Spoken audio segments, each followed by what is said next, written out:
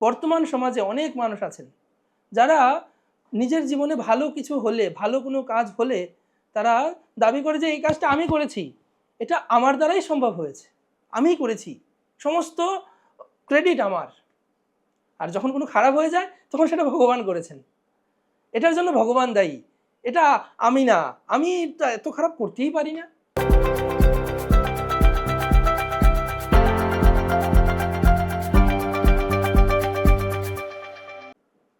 হরে কৃষ্ণ, সবাইকে স্বাগতম ঈশান কথা ইউটিউব চ্যানেলে। তো আজ আমরা দিব্য একটা লীলা শুনব।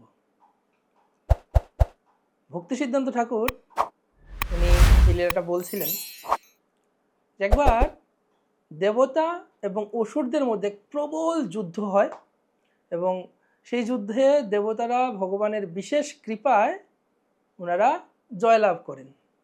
তো জয়লাভ করার পর স্বাভাবিকভাবেই যুদ্ধে যখন কোনো দল জয়যুক্ত হয় তখন তারা আনন্দ করে। তো তেমনিভাবে দেবতারাও আনন্দে মগ্ন হয়ে গিয়েছে।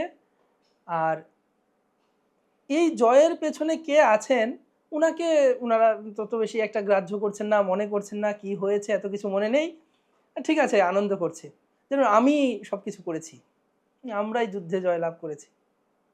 তো তখন এক ঘটনা ঘটলো, ওই জায়গায় নতুন একজন ব্যক্তি, খুব সুন্দর দেখতে সুদর্শন একজন আবির্ভূত হলেন। সেই ব্যক্তি আবির্ভূত হওয়ার পর দেবতারা বলছে এই পূজনীয়, দেখতে মনে হচ্ছে অনেক বিশেষ কোনো ব্যক্তি, এই ব্যক্তিটাকে। তখন তারা অগ্নিকে পাঠালেন সেখানে, যে অগ্নি যাও তো, গিয়ে একটু দেখে আসো তো কে, তুমি একটু জেনে এসে আমাদেরকে বলো। তো অগ্নি ওখানে গিয়েছে। অগ্নি যাওয়ার পর জিজ্ঞাসা করছে আপনি কে? বলছে তুমি কে? অগ্নিকে জিজ্ঞাসা করছে।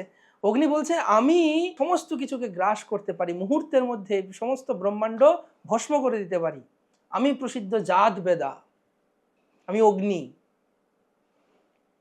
তো বলছে বাহ, খুব ভালো, তাহলে তুমি এক কাজ করো। তো সেই দিব্য পুরুষ একটা তৃণ রেখে বলছেন যে তুমি এটাকে দহন করে দেখাও তো। তখন অগ্নি সেই তৃণটাকে দহন করার জন্য সর্বোচ্চ চেষ্টা প্রয়োগ করেও, সমস্ত বল প্রয়োগ করেও সে সেটাকে দহন করতে পারেনি। তারপর সে সেখান থেকে প্রস্থান করে। তো সে তখন এসে দেবতাদের কাছে বলছে যে আমি ওনার পরিচয়টা জানতে পারলাম না। তখন সমস্ত দেবতারা পবনদেব, বায়ুকে সেখানে পাঠালেন। তো বায়ু সেখানে যাওয়ার পর তিনি গিয়ে বলছেন যে আপনি কে, দয়া করে বলুন। তখন সেই দিব্য পুরুষ আবার বলছেন যে তুমি কে, তোমার পরিচয় বলো। বলছে আমি হচ্ছি মাতরিশ্বর, আমি সমস্ত কিছুকে গ্রহণ করতে পারি। বলছেন ঠিক আছে, তুমি যেহেতু সমস্ত কিছু গ্রহণ করতে পারো, এই একটা তৃণ, সেটাকে তুমি গ্রহণ করে দেখাও। পবন সমস্ত কিছু উড়িয়ে নিয়ে যেতে পারে, তো সেই বায়ু তার সমস্ত শক্তি প্রয়োগ করে সেই তৃণটাকে সেই ভূমি থেকে উঠাতে পারল না। তো তারপর তিনিও ব্যর্থ হয়ে দেবতাদের কাছে চলে এলেন। তারপর দেবতারা চিন্তা করছেন যে এই কে ব্যক্তি এলো, আমরা তার পরিচয়টাও জানতে পারছি না। তখন তারা ইন্দ্রকে সেখানে পাঠালেন।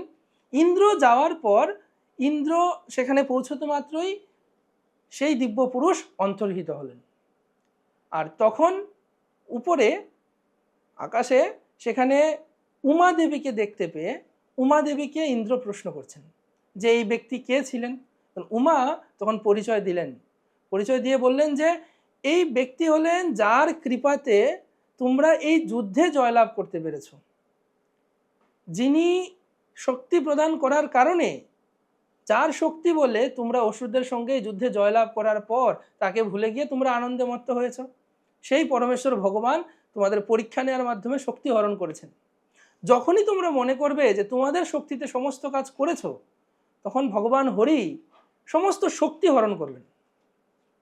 তেমনিভাবে বর্তমান সমাজে অনেক মানুষ আছেন যারা নিজের জীবনে ভালো কিছু হলে, ভালো কোনো কাজ হলে তারা দাবি করে যে এই কাজটা আমি করেছি, এটা আমার দ্বারাই সম্ভব হয়েছে, আমিই করেছি, সমস্ত ক্রেডিট আমার। আর যখন কোনো খারাপ হয়ে যায় তখন সেটা ভগবান করেছেন, এটার জন্য ভগবান দায়ী, এটা আমি না, আমি তো এত খারাপ করতেই পারি না। তো ভগবদ গীতায় এই সমস্ত ব্যক্তিদের সম্পর্কে বলছেন, প্রকৃতে ক্রিয়মানানি গুণৈ কর্মাণি সর্বশঃ অহংকার বিমূঢ়াত্মা কর্তাহমিতি মন্যতে। এই অহংকারী মোহাচ্ছন্ন ব্যক্তিরা তারা নিজেদেরকে কর্তা বলে অভিমান করে। প্রকৃতির 3 গুণের দ্বারা যেই কর্মগুলো সম্পাদিত হচ্ছে সেগুলোকে তারা নিজেদের করা কর্ম বলে মনে করে। তাদেরকে মূঢ় অহংকারী বলে ভগবান প্রতিপন্ন করছেন।